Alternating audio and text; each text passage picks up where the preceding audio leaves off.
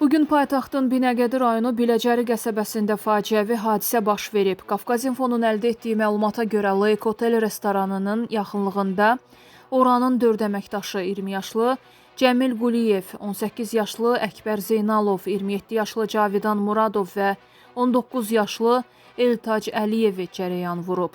Nəticədə hər 4 əməkdaş dünyasını dəyişib. Azərişıq Açıq Səhmdar Cəmiyyətindən bildirildi ki, hadisə baş verən həmin 35 kvadratlıq özəl xətt 2007-ci ildə istifadəyə verilib.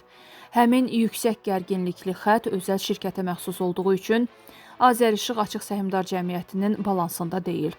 Elektrik cərəyanı vurması nəticəsində ölmələri faktına görə Binəqədi rayon prokurorluğunda Azərbaycan Respublikası Cinayət Məcəlləsinin 162.3-cü əmək mühafizəsi qaydalarının pozulması ehtiyatsızlıqdan 2 və daha çox şəxsin ölümünə səbəb olduqda maddəsi ilə cinayət işi başlanılaraq istintaq aparılır.